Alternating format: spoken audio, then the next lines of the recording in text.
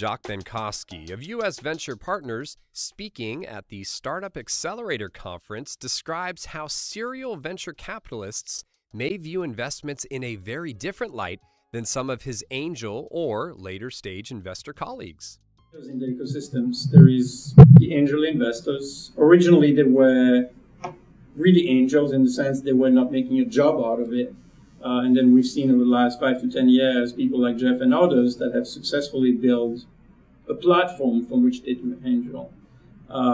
You have small funds, which are typically the $50 to $100 million, and you have the big funds.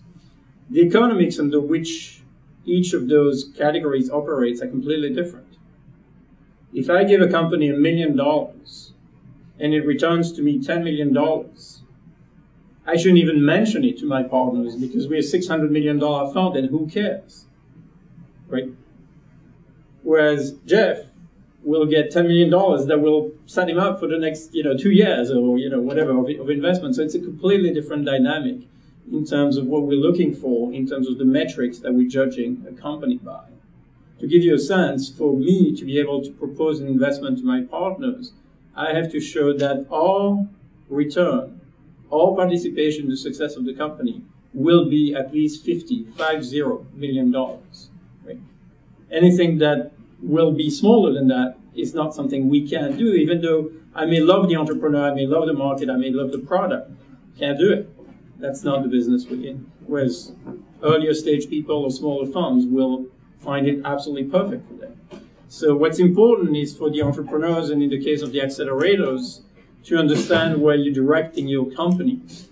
I'd love to meet anybody you send me, but know that if you send me a company who's going after a market that's $50 million, there'll never be a large enough company to pass my threshold.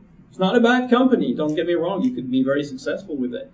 It could be a lifestyle business. It could be a successful company for Jeff and smaller funds to invest in, just not one we're going to do. Right? And so understanding that ecosystem is very important for the entrepreneurs, and to the extent that many of you here help the entrepreneurs succeed, that you understand it and help them navigate that. Because the first-time entrepreneur has no idea. You send them to Jeff, you send them to USVP, you send them to a small fund. It's money. They don't understand the dynamics of what that money implies. And it does imply something. If we see, for example, a company where we invested and there's an opportunity for that company to be acquired at $40 million and we're going to get 15 out of that, unless we think the company is not going to make it, we're going to say no. We're going to go, that is a bad idea. That is not why we think this company was invested in. For the entrepreneur, or for a small investor, they would want to say yes, right? Because at that level, somebody that has no money, it's the first time, they have 10% of the company, they're going to go home with $4 million. Their life is completely changed, right? And so when you decide on who you're going to do business with from an investment standpoint, you have to understand that the metrics by which we operate will dictate our behavior as an investor for the rest of the life of the company. Right? And you want to make sure that our goals for the company matches the goals of the people. And so, for example, as opposed to Jeff, I get an allergy when an entrepreneur tells me about his exit strategy. I'm not interested in his exit strategy. I'm interested into how big a company does he want to build, how massive a business this is going to be, how big of a problem he wants to solve. The exit strategy will take care of itself. If this is a company that's going to sell $50 million, I'm not worried.